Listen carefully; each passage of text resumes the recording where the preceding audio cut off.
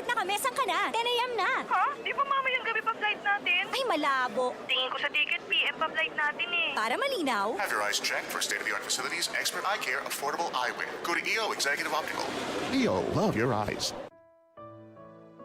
Pagbasa sa Aklat ng Kawikaan, Kabanata 10, Talata 1 hanggang 32.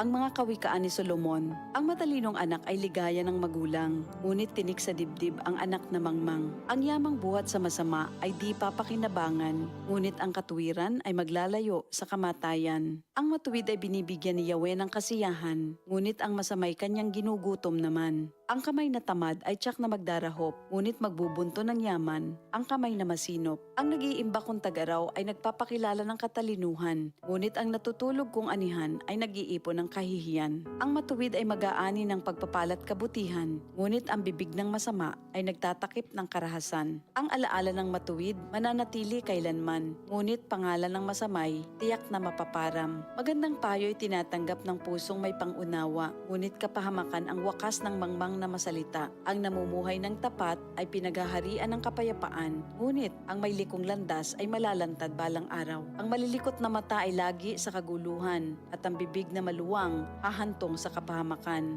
Ang bibig ng matuwid ay bukal ng buhay, ngunit labi ng masama ay nagtatakip ng karahasan. Sa hari-saring kaguluhan ang bunga ng kapuotan, ngunit ang pag-ibig ay pumapawi sa lahat ng kasalanan. Sa labi ng may unawa matatagpuan ang karunungan, ngunit sa likod ng isang mangmang pamalo ang kailangan. Ang taong matalino'y nag-iimpok ng karunungan, ngunit ang salita ng mangmang ay nagdadala ng kapahamakan. Ang kayamanan ng mayamay matibay niyang tanggulan, ngunit ang kahirapan ng yagit ay kanyang kapahamakan. Ang kinikita ng matuwid ay nagbibigay buhay, ngunit ang sama-sama winawalda sa kasamaan. Ang nakikinig sa payo ay nasa daan ng buhay, ngunit ang ayaw sumunod ay tungo sa pagkaligaw. Ang nagtatanim ng puot ay puno ng kasinungalingan. Ang naninira sa kanyang kapwa ay isang taong mangmang. Ang taong masalita ay malapit sa pagkakasala, ngunit nagpipigil ng dila ay dunong ang pakilala. Ang dila ng matuwid ay tulad ng pilak na mahalaga, ngunit ang puso ng mangmang ay basura ang kagaya. Ang labi ng matuwid sa marami ay pakinabang, ngunit ang mangmang ay namamatay ng walang karunungan.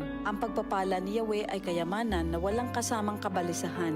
Ang paggawa ng kasalanan ay kasiyahan ng masama, ngunit ang mabuting asal, kasiyahan ng may unawa. Ang kinatatakutan ng masama ay magaganap sa kanya, ngunit ang hangarin ng matuwid ay matatamo niya. Tinatangay ng hangin ang taong masama, ngunit ang matuwid ay gusaling di magiba. Kung paanong ang usok ay nakakaluha, ang suka ay nakakangilo, gayon ang tamad na alipin sa kanilang mga amo. Ang paggalang at pagsunod kay Yahweh ay nagpapahaba ng buhay, ngunit ang mga araw ng masama ay hindi magtatagal.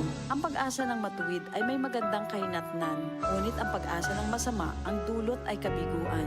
Si Yahweh ay kanlungan ng mga taong matuwid, ngunit kaaway sila ng taong masama ang hilig. Ang matuwid ay mananatili sa kanyang dako, ngunit ang masama kung saan-saan matutungo. Ang salita ng matuwid ay nagpapakilala ng karunungan, ngunit ang dilang sinungaling ay puputuli naman. Ang salita ng matuwid ay palaging angkop, ngunit ang salita ng masama ay puro paninira. Ito ang salita ng Diyos. DCXL 558.